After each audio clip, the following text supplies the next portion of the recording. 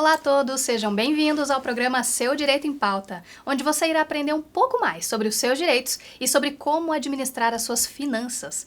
Eu sou Elisiane Moreira, apresentadora, advogada e educadora financeira.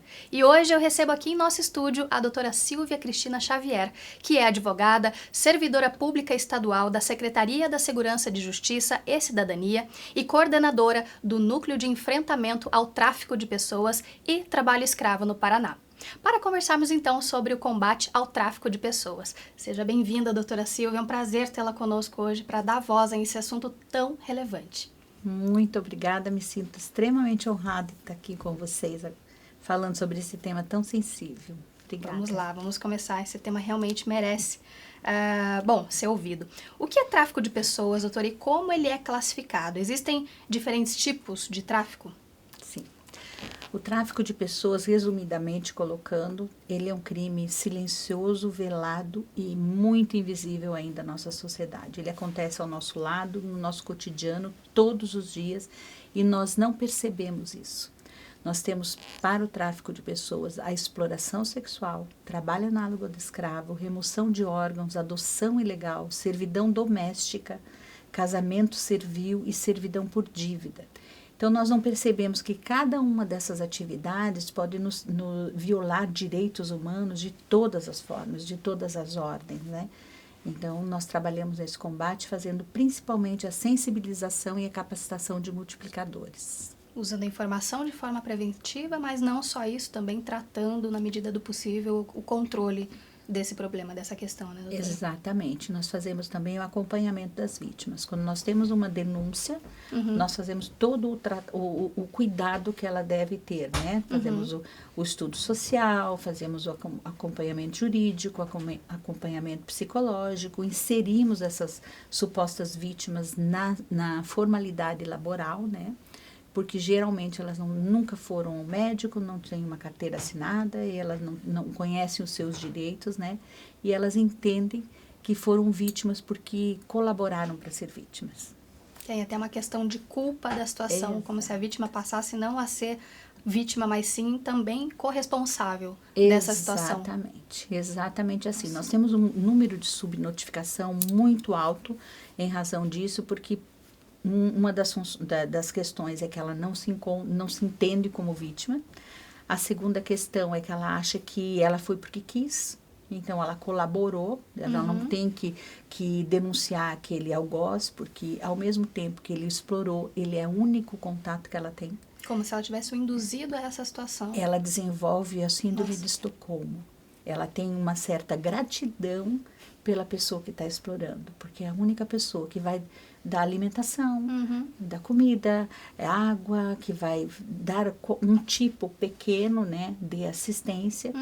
E ela está sempre ela é muito explorada o tempo todo, ela não percebe que está sendo explorada, ela acha que ela tem o dever de pagar uma dívida, por exemplo. Sim. Quando ela é liciada, olha, eu vou te dar uma vida nova, então ela recebe, no caso da exploração sexual aqui falando, né? Ela recebe roupa, calçado, passagem aérea, bijuteria, joias, né? E quando ela chega lá, ela não sabe que ela tem que pagar tudo isso, ela imagina que está ganhando um presente. E aquela é uma grande oportunidade de vida, de mudança de vida, né? Sim. E quando ela chega lá, ela tem uma dívida geralmente de 2, 3, 4 mil reais a pagar, que é uma dívida impagável. Sim, justamente para se prolongar ao longo do tempo e permanecer como... Exatamente, ela paga pelo copo de água, ela paga pelo prato de comida, pela luz que ela está gastando, além de toda a dívida que ela contraiu sem saber que contraiu. Então, como uma dívida, presentes. exatamente, é uma dívida impagável. Ela é explorada ao longo do dia. Ela tem uma meta a ser cumprida, que geralmente é de 15 a 20 programas por dia. Então, ela tem que render X. Aí ela vai vender a droga, vender o álcool, e vai se consumir também para que ela possa suportar aquele volume de trabalho, né? Sim. Então, o tráfico de pessoas é a terceira atividade mais lucrativa do mundo. Ele perde para o tráfico de drogas e o tráfico de armas. Nós que trabalhamos com isso entendemos que é a primeira atividade mais lucrativa, porque no tráfico de drogas o vínculo, né, o relacionamento termina quando eu entrego a droga e recebo o valor. Sim. No tráfico de pessoas, não. Não tem fim. Eu tenho aquela exploração continuada ao longo do dia, a obrigação de ter cumprir as mesmas metas no dia seguinte, eu tenho que render X, eu tenho que estar sorrindo, vender a droga, consumir para conseguir suportar tudo aquilo. E ainda eu tenho a culpa, porque nós temos a vítima direta, que é a vítima que foi aliciada, que está nessa situação, e temos as vítimas indiretas, que são os filhos dessas vítimas, os pais, né, que são ameaçados indiretamente. Então, qualquer ameaça, qualquer situação que venha a desestabilizar a organização criminosa, a família que responde. Nossa. Doutora, como que você descreveria a situação atual do tráfico de pessoas no Brasil e quais são os principais desafios enfrentados no combate a essa prática? Olha, no Brasil nós temos avanços muito preciosos, né? Que nós temos o combate hoje ao tráfico de pessoas. Nós estamos construindo o 4º Plano Nacional de Enfrentamento ao Tráfico de Pessoas. Então, nós temos 17 núcleos e postos avançados ao longo do Brasil inteiro, em vários estados, né, brasileiros, que são capacitados a receber vítimas, a dar um acompanhamento determinado para essa vítima. E temos alguns sistemas que nós também trabalhamos internacionalmente. Fazemos tratados internacionais, relacionamento como que eu posso chamar, de relacionamento internacional, sim, mais formal, né? Para que a gente possa realmente reprimir, fazer o recâmbio da vítima, trazer para o Brasil de volta e protegê-la de todas as formas. Então, houve um avanço muito grande, um avanço enorme, mas ele é muito sensível ainda, muito sensível ainda. A organização criminosa, ela não dorme. E ela é de fato organizada, né? Exatamente. Então, e tem uma criatividade, assim, que você fica... A organização criminosa, todos os dias, ela está pensando como ela vai explorar de outra forma, que seja atrativo, lucrativo, sabe? E que seja desafiador ao mesmo tempo. Até essa questão logística, operacional mesmo, com tratamento com a vítima, é uma questão muitas vezes pensada para que não se consiga reaver, trazer a pessoa de volta para o país e tudo mais, é dificultada todos os dias. O tempo todo. Nós tivemos o ano de 2022, vítimas que foram aliciadas por meio da internet e foram para o Camboja. Todas as vítimas foram com o mesmo objetivo, trabalhar como agentes financeiros no Camboja. Então, eles foram aliciados para isso. Você vai trabalhar como agente financeiro. Então, você vai vender chegando lá, você vai vender criptomoedas. Nossa. Só que eram criptomoedas falsas só para brasileiros. Então, eram brasileiros vendendo para brasileiros. Então, essas pessoas que foram para trabalhar, que eram pessoas estabilizadas no Brasil, que tinham família, casa, emprego fixo, foram aliciadas por pessoas amigas do convívio, vizinhos, ou da igreja, ou da escola, ou da comunidade, foram para lá, chegando lá foram obrigadas a cometer um crime. Só que no começo eles chegaram, no dia que chega já tem uma festa, tira foto, posta no Instagram, isso daqui é maravilhoso, aqui é muito lucrativo, veja, venham. No dia seguinte, uma alimentação por dia, tem 5 minutos para ir ao banheiro, 5 minutos para tomar uma água, 14 horas de trabalho trancada numa sala, na frente de um computador cometendo crime, vendendo criptomoedas falsas. Eu tenho me deparado com vítimas de tráfico de pessoas com curso superior que falam 3 idiomas. Pessoas de família de classe média alta. Você pergunta, por que você fez isso?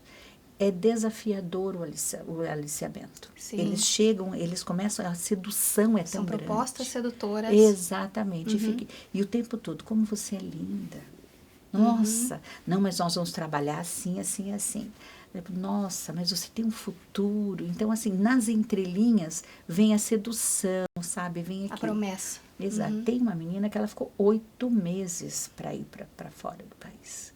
E ela só voltou porque tiveram o programa que ela estava fazendo, eles fizeram liquidação do programa dela. Porque ela foi sabendo o que iria acontecer e voltou por conta disso e foi perseguida totalmente aqui, né? Com relação ao Camboja, nós fizemos todo esse aliciamento, nos procuraram aqui no Paraná, porque uma pessoa que havia sido resgatada, né, num outro país asiático, fez a denúncia que os amigos estariam nessa situação lá. E as pessoas, daí, pelo vínculo, porque elas têm medo de buscar ajuda, não sabem se esse órgão do governo do estado, exatamente, também não é alguém, né, da organização criminosa. Então, pela confiança, acabaram fazendo a porta de entrada das denúncias foi o governo do estado do Paraná. E daí chegou um momento que eu fazia tanta ata notarial de print de mensagens e vídeos que eu falei, não dá. Liguei para Brasília, conversei com o Ministério da Justiça, falei, olha, está acontecendo isso, eu não tenho mais condições de atender sozinha, porque eu estou atendendo São Paulo, Rio de Janeiro, Minas Gerais, Bahia, sozinha, Brasil inteiro, e eles não queriam esse vínculo com outros estados. Daí eu encaminhei para o governo federal, para o Ministério da Justiça, eles acabaram criando um grupo, né? Então, é Polícia Federal, Interpol, a Secretaria de Justiça aqui do estado do Paraná, enfim, fizeram um grupo para conseguir recambiar. A OIM teve um papel extremamente importante, porque nós não temos tratado internacional com o Camboja. No Camboja não existe consulado, então não tinha como o Brasil entrar em contato para que isso pudesse fazer.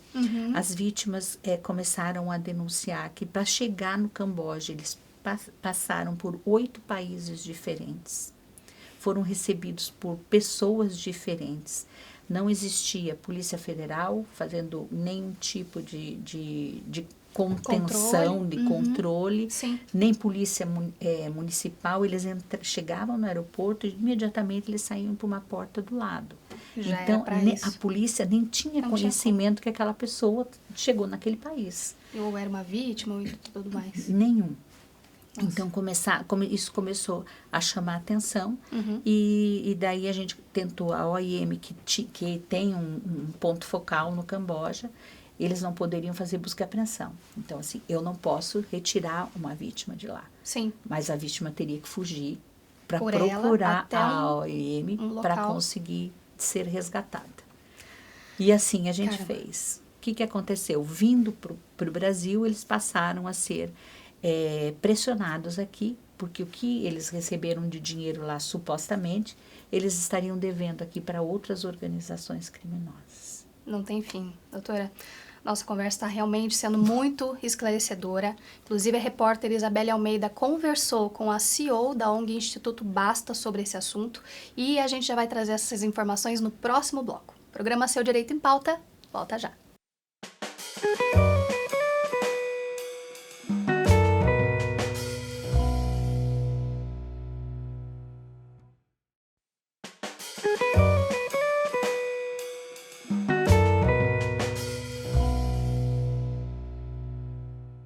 Olá a todos, sejam bem-vindos novamente ao programa Seu Direito em Pauta. A conversa de hoje é com a advogada Silvia Cristina Xavier sobre combate ao tráfico de pessoas. Por isso agora eu converso com a nossa repórter Isabelle Almeida, que conversou com a Thaís Rocha, CEO do Instituto Basta. Olá, Isa! Quais são os dados que tenho certeza que vai enriquecer ainda mais o nosso episódio? Olá, Elisiane, e a todos que nos acompanham aqui no programa Seu Direito em Pauta. O tráfico de pessoas, exploração sexual e trabalho escravo é uma triste realidade que afeta cerca de 2 milhões de brasileiros. De acordo com a Organização das Nações Unidas, esse é um mercado altamente lucrativo, chegando a lucrar por ano 32 bilhões de dólares. Por este motivo, eu conversei com a Thaís Rocha, que é fundadora do Instituto Basta, um instituto, uma organização que visa conscientizar as pessoas sobre o combate à exploração sexual. Confira. O tráfico humano parece ser uma coisa irreal, né, para muitas pessoas, algo de filme, o que acontece bem distante, como aqui na Alemanha, né? Lá na Europa acontece, mas no Brasil não acontece. Mas a verdade é que ele acontece em todo lugar e tem, sim, formas práticas que nós, como sociedade, né, podemos fazer.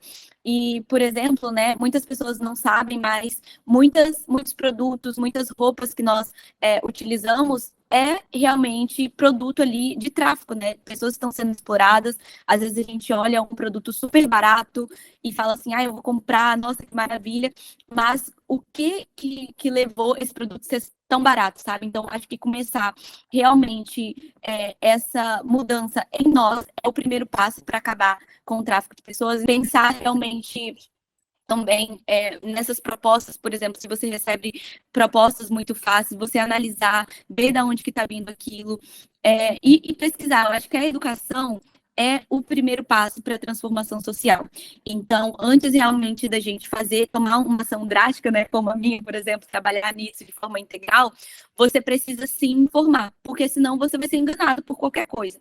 Às vezes, entra em contato com organizações que trabalham na área e pergunta, ouça realmente as vítimas. Isso é algo extremamente importante no meu trabalho. Por exemplo, a gente deduz que a prostituição é algo bom, que as pessoas querem estar lá. Pergunte a essas mulheres, como que é para você, como que é o seu trabalho? E isso vai gerando uma transformação e a gente consegue começar a identificar os pontos onde a gente pode estar atuando de forma prática. São simples passos que nós podemos dar para poder acabar com a demanda, né? O tráfico de pessoas, ele vai acabar quando a demanda acabar. Então, eles vendem o ser humano, né? Fazem as pessoas de produto porque tem alguém comprando. Então, enquanto nós continuarmos consumindo isso, vai ter alguém para vender, né? Que é o caso da pornografia, que é o caso da indústria pornográfica de forma geral, da prostituição.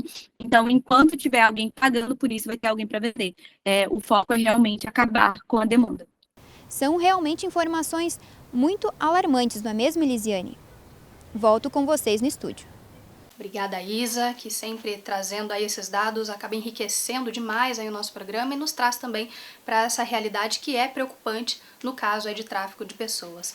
Doutora Silvia, esses dados são realmente muito preocupantes, né? Quais são as ações que estão sendo tomadas aí para que essa situação melhore de forma geral e para que os próximos dados não sejam tão alarmantes?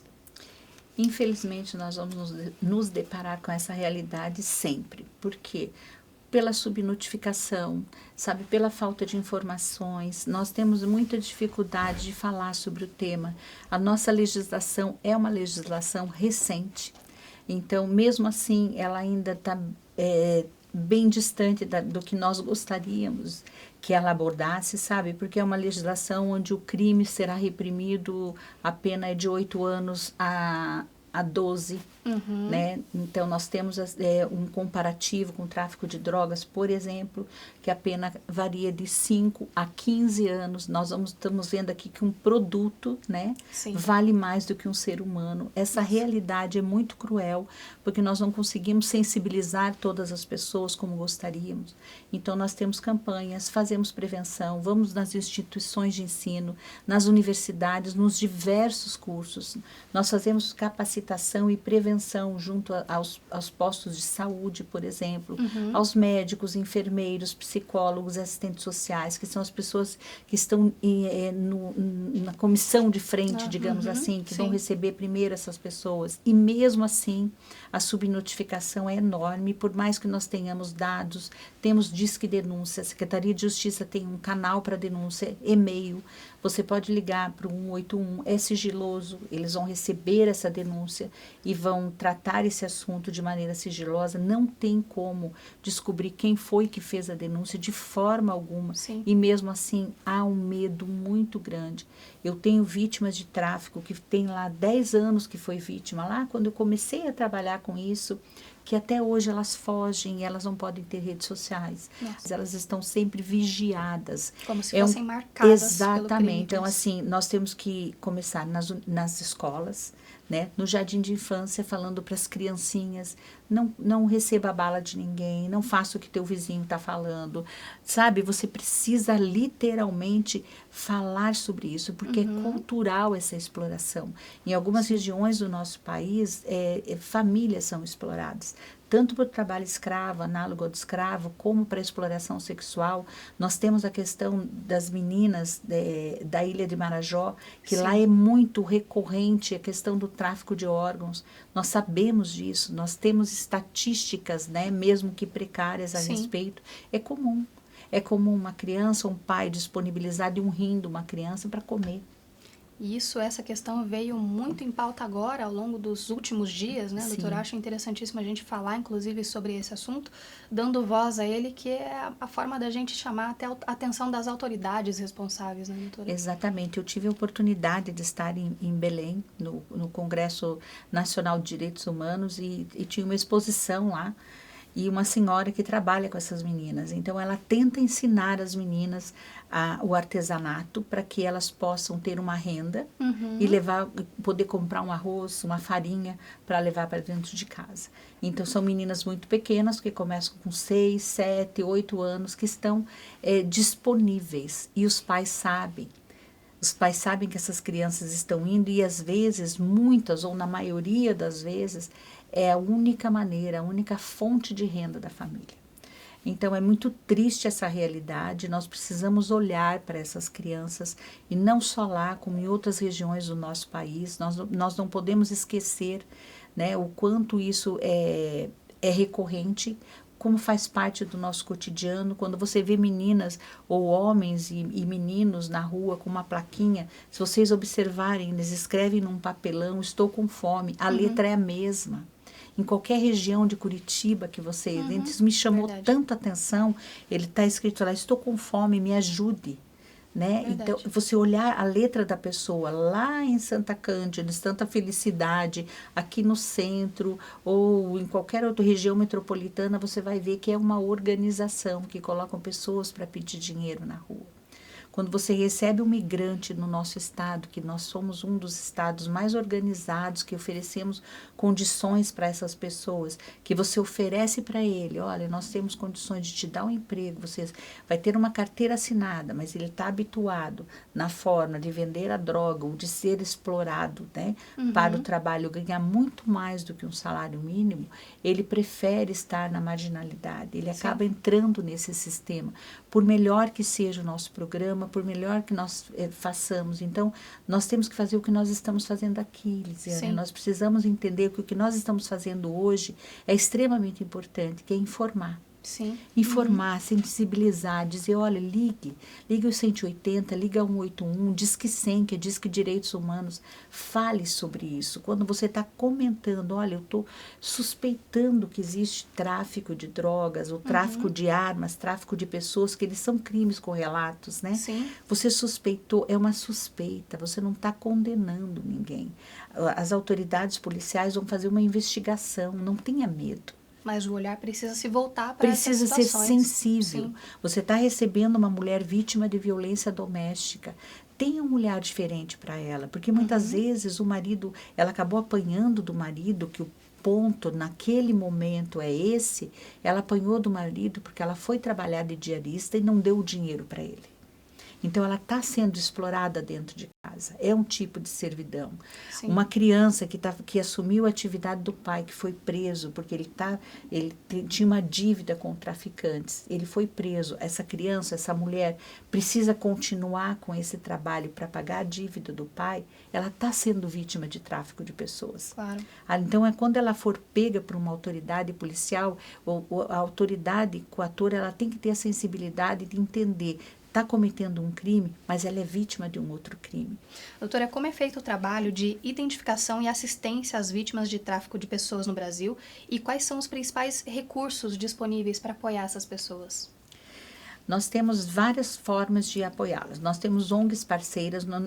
É ilusório você achar que só o governo federal, o governo do estado faz isso, não. Nós trabalhamos com ONGs extremamente sensíveis à causa, são competentes, que fazem abrigamento, que dão recursos, que dão emprego.